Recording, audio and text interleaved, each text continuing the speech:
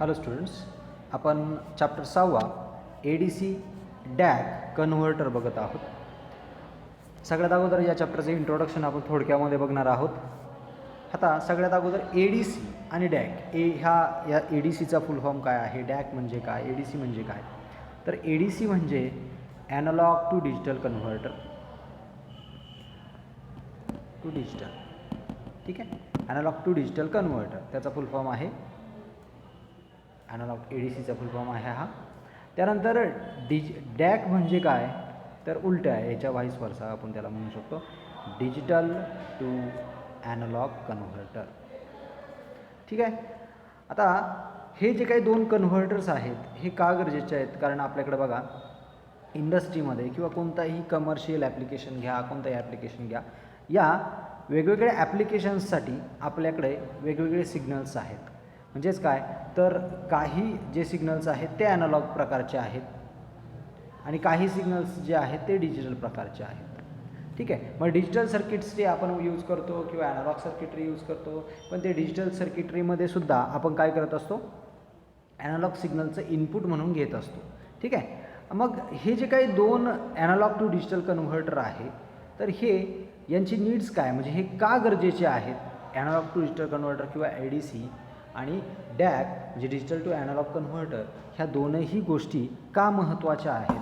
तर बघा, एक सिंपल आपण एक्झाम्पल घेऊयात की तुमचा डिजिटल मल्टीमीटर सगळ्यांना माहिती आहे, त्याला आपण DMM म्हणतो, राईट.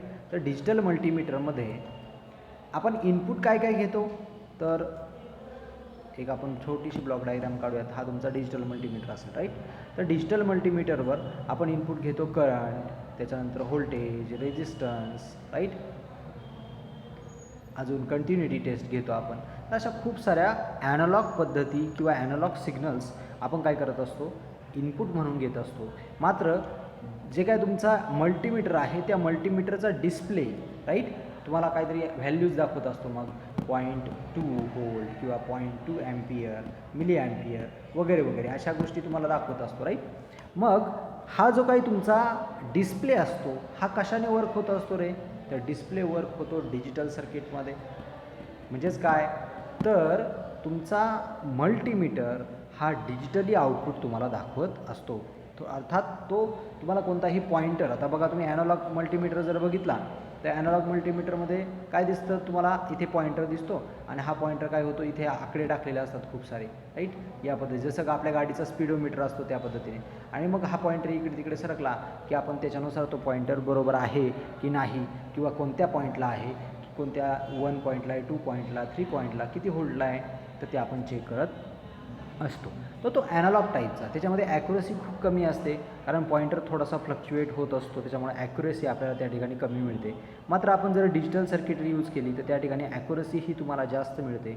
आणि म्हणून आपण समजा डिजिटल मल्टीमीटरचा यूज करतो आहे, मात्र जे काही इनपुट घेतो आहे आपण, करंट घेतो आहे, रेजिस्टन्स घेतो आहे, कंटिन्युटी घेतो आहे, ठीक आहे, व्होल्टेज घेतो आहे, ह्या सगळ्या ज्या गोष्टी आहेत ह्या कोणत्या आहेत रे, तर ह्या ॲनालॉग सिग्नल्स आहेत. ठीक आहे. मग हे जे काही ॲनालॉग सिग्नल्स आहेत, या ॲनालॉग सिग्नलचं आपल्याला डिस्प्लेमध्ये कन्व्हर्जन करायचं आहे. म्हणजे कशामध्ये करायचं आहे, तर डिजिटल सिग्नल्समध्ये कन्व्हर्जन करायचं आहे. ठीक आहे. मग सगळ्यात अगोदर ह्या ॲनालॉगचं रूपांतर तुम्ही एका स्टँडर्ड सिग्नलमध्ये कन्व्हर्जन करणार, जसं की आपण DC मध्ये कन्व्हर्जन करतो, राईट. या सगळ्या म्हणजे करंटचं DC मध्ये करतो, रेजिस्टन्सचं DC मध्ये कन्व्हर्जन करतो, ह्या सगळ्या किंवा व्होल्टेज लेवलचं DC व्होल्टेजमध्ये कन्व्हर्जन करतो. आणि ह्या DC व्होल्टेजचं आपण डिजिटल सर्किटमध्ये किंवा डिजिटल सिग्नलमध्ये कन्व्हर्जन करतो. आणि हा जो काही डिजिटल सिग्नल आहे हा आपण कोणाला प्रोव्हाइड करतो, तुमच्या डिस्प्लेला प्रोव्हाइड करतो. आणि मग तुम्हाला डिस्प्ले जो आहे तो या पद्धतीचं काहीतरी आउटपुट दाखवतो. आले का लक्षात. म्हणजेच काय, तर या ठिकाणी आपल्याला ॲनालॉग टू डिजिटल कन्व्हर्टर म्हणजे ADCचा वापर करावा लागेल. कारण इनपुट आहे ADC आणि आउटपुट आहे मात्र डिस्प्ले, म्हणजेच काय, डिजिटल सर्किटरी.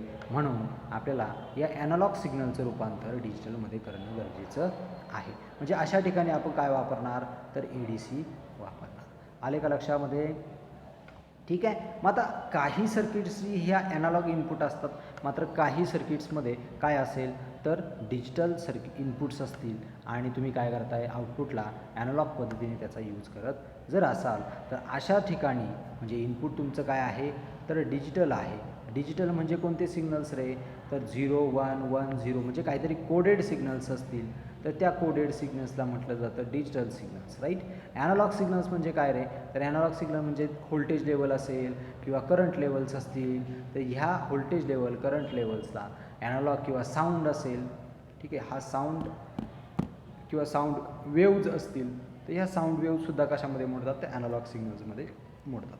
तर थोडक्यामध्ये काय, तर कोडेड सिग्नल किंवा बायनरी कोड असतील किंवा कोणताही कोडेड सिग्नल असेल तो सोडून इतर जे काही अनकोडेड सिग्नल आहेत त्याला तुम्ही काय म्हणू शकता, तर तुमचा ॲनालॉग सिग्नल म्हणजे voltage level, current level, sound level ह्या ज्या काही सिग्नल्स आहेत त्यांना तुम्ही ॲनालॉग सिग्नल म्हणू शकता.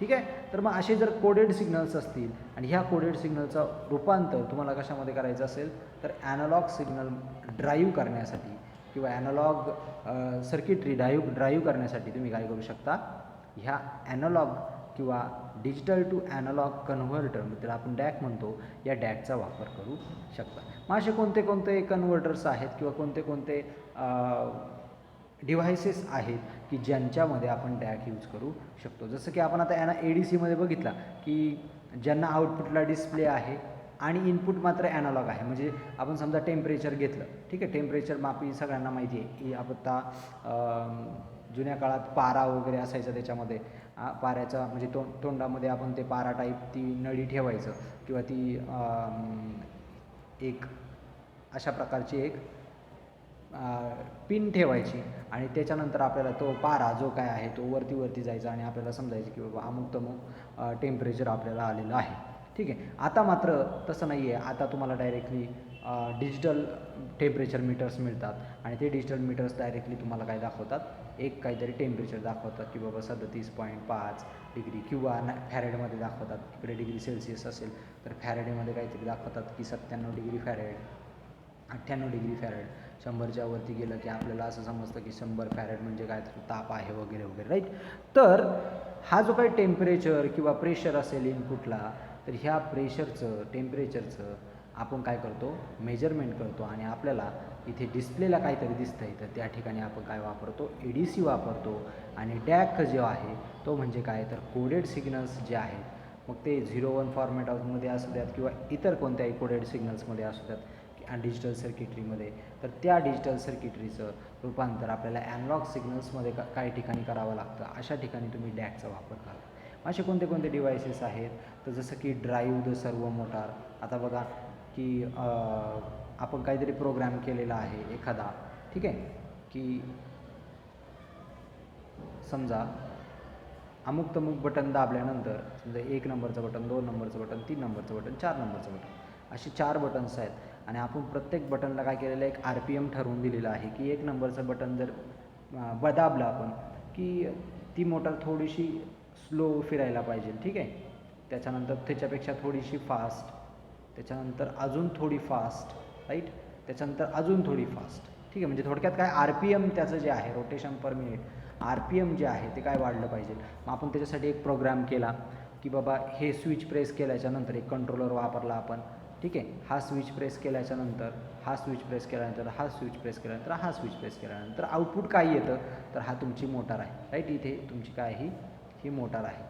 तर ही मोटार काय झाली पाहिजे, तर त्या RPMने रोटेट झाली पाहिजे, ठीक आहे. आपण असं म्हटलं की पहिला स्विच प्रेस केल्यानंतर काय झालं पाहिजे, 100 RPMने पडली पाहिजे. दुसरा स्विच प्रेस केल्यानंतर 200 RPMने, तिसऱ्या स्विचने 300, चौथ्या स्विचने 400 500 या पद्धतीने. अशा पद्धतीने जर आपण ते स्विचला प्रोग्राम केलं आणि प्रोग्राम केल्याच्यानंतर आउटपुटला जर आपण सर्वो मोटर वापरतो आहे, आता सर्वो मोटरला कोणतं व्होल्टेज लागतं किंवा कोणता सिग्नल लागतो, तर ॲनालॉग सिग्नल लागतो, व्होल्टेज लेवल लागतं किंवा करंट लेवल लागते, म्हणजे तो सिग्नल आहे ॲनालॉग.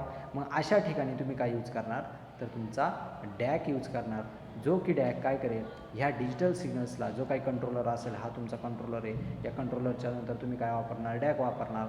हा जो काही डॅक आहे, हा जो काही तुमचा डॅक आहे, मी वेगळ्या पेनने दाखवतो. हा तुमचा डॅक जो आहे तो काय करेल, या दिलेल्या कंट्रोलरने जो काही सिग्नल असेल त्याच्यानुसार ॲनालॉग सिग्नल क्रिएट करेल आणि तुमच्या मोटरला त्या पद्धतीने काय करेल, व्होल्टेज लेवल सोडत जाईल आणि त्यानुसार तुमचा RPM चेंज होईल. आलं का लक्षात. तर मग अशा पद्धतीने तुम्ही काय करू शकता, तर वेगवेगळ्या डिजिटल सर्किट्समध्ये पण आउटपुट मात्र काय आहे तर ॲनालॉग प्रकारचा आहे. तर अशा ठिकाणी तुम्ही काय करू शकता तर आपला डॅक जो आहे तो यूज करू शकता. समजले सगळ्यांना. जसं की लाऊडस्पीकर आहे बघा, ठीक आहे. लाऊडस्पीकर, आता लाऊडस्पीकरमध्ये बघा इनपुट आपण एखादा तुमचा कम्प्युटर असेल, ठीक आहे. कम्प्युटरमध्ये काय असतं सगळ्या जे काही तुम्ही डेटा स्टोअर करता, एखादं गाणं स्टोअर केल्यानंतर तुम्ही गाणं स्टोअर केल्याच्यानंतर ते गाणं कशामध्ये असतं कोडेड फॉर्ममध्ये असतं, राईट. ते कोडेड फॉर्ममधला डेटा जो आहे तो आपल्याला कशाला द्यायचा आहे लाऊडस्पीकरला द्यायचा आहे, ठीक आहे. मग हा तुमचा असेल लाऊडस्पीकर. तर हा लाऊडस्पीकर जो आहे, ठीक आहे, लाऊडस्पीकर, त्या लाऊडस्पीकरला काहीतरी आपल्याला सिग्नल द्यावं लागेल. मात्र लाऊडस्पीकरचा सिग्नल कोणता असतो रे साऊंड सिग्नल. साऊंड सिग्नल म्हणजे काय ॲनालॉग सिग्नल. मग हा ॲनालॉग सिग्नल तुम्हाला काय करावं लागेल कन्व्हर्ट करावा लागेल. आणि कन्व्हर्ट केल्याच्या नंतर आणि तो कोण करणार तर डिजिटल टू ॲनालॉग सिग्नल. कारण कम्प्युटरमध्ये काय सगळं कम्प्युटरला कळतं तर डिजिटल सर्किटरी कळते, कोडेड सिग्नल्स कळतात. मग ह्या कोडेड सिग्नलचं रूपांतर डॅक काय करेल ॲनालॉगमध्ये करेल आणि तुमच्या लाऊडस्पीकरला देईल आणि मग ते गाणं आपल्याला ऐकायला येईल. आले का लक्षात. तर अशा प्रकारे वेगवेगळ्या सिस्टीममध्ये डिजिटल सिग्नल्स असतात किंवा ॲनालॉग सिग्नल्स असतात आणि त्यानुसार आपल्याला त्यांचं कन्व्हर्जन करणं गरजेचं असतं. आणि म्हणून हा जो काही चॅप्टर आहे आपल्यासाठी तो खूप महत्त्वाचा आहे. जो चॅप्टर आपल्याला ADC आणि डॅक यांचे वेगवेगळे प्रकार त्यांचे टाईप्स समजून सांगतो, ठीक आहे. मग ह्या ADC आणि डॅकचे प्रकार कोणते आहेत. आता सगळ्यात अगोदर तुम्हाला बघा इथे टाईप्स ऑफ ADC आणि डॅक याच्यामध्ये आपण पहिला डॅक घेतला आहे. याचं कारण का, कारण आपण ज्यावेळेस ADC बनवणार आहोत म्हणजे ADC आपण ज्यावेळेस तयार करतो तर ADCमध्ये आपण डॅकचाही वापर करतो. हा जो काही छोटासा आहे तो डॅक आहे, ठीक आहे. म्हणजे ADC बनवताना तुम्ही एका डॅकचाही वापर करता आणि म्हणून आपल्याला ADC समजण्याच्या अगोदर डॅक समजणं गरजेचं आहे. आणि म्हणून सगळ्यात अगोदर आपण जे काही टाईप्स बघणार आहे ते कोणाचे बघणार आहेत डॅकचे बघणार आहोत. मग डॅकचे कोणते दोन टाईप्स आहेत तर बघा पहिला आहे वेटेड रेजिस्टर डॅक आणि दुसरा आहे R2R ladder DAC. Weighted resistor DAC म्हणजे काय त्याच्यामध्ये रेजिस्टर्स वापरलेले असतात आणि वेगवेगळ्या वेटेजचे रेजिस्टर वापरले असतात म्हणून त्याला वेटेड रेजिस्टर डॅक म्हणतात. R2R लॅडर डॅक म्हणजे काय तिथे दोन प्रकारचे रेजिस्टर्स वापरले असतात, एक R आणि एक त्याच्या डबल म्हणजे काय 2R, ठीक आहे. एक R एक 2R, एक R एक 2R आणि ह्याची काय केली जाते लॅडर केली जाते. लॅडर म्हणजे काय तर शिडी टाईप, ठीक आहे. आणि म्हणून त्याला म्हटलं जातं R2R लॅडर डॅक, ठीक आहे. आपण ते बघणारच आहोत. त्याच्यानंतर ADCमध्ये आपल्याला मात्र 3 ते 4 प्रकारचे ADC बघायचे आहेत. तर पहिला आहे सायमल्टेनियस ADC, दुसरा आहे काउंटर टाईप ADC म्हणजे ज्याच्यामध्ये काउंटर वापरलेलं आहे, तिसरा आहे सक्सेसिव्ह ॲप्रॉक्झिमेशन, ठीक आहे. या ADCमध्ये तुम्हाला एक टॉपिक जर समजला म्हणजे सायमल्टेनियस ADC जर समजला तर काउंटर टाईप ADC समजणार आहे, तर तुम्हाला सक्सेसिव्ह ॲप्रॉक्झिमेशन समजणार आहे. आणि अजून एक टाईप आहे चौथा ज्याचं नाव आहे ड्युअल स्लोप ADC. आता हा जो ड्युअल स्लोप जो ADC आहे हा मात्र आपल्याला शिकण्यासाठी सिलेबसमध्ये नाही आहे, मात्र थोडक्यामध्ये तो काय असतो तेही आपण या चॅप्टरमध्ये बघणार आहोत. तर ह्या सगळे जे टाईप्स आहेत तर हे वरचे 2 आणि खालचे 3 म्हणजे टोटल 5 टाईप्स आपल्याला ADC आणि डॅकचे मिळून बघायचे आहे. समजलं आहे सगळ्यांना, ठीक आहे. तर मग नेक्स्ट लेक्चरला आपण सुरुवात करतो आहे डॅक म्हणजेच काय पहिला टाईप्स त्याचा वेटेड रेजिस्टर डॅक, ठीक आहे. तर इथे आपण थांबतो.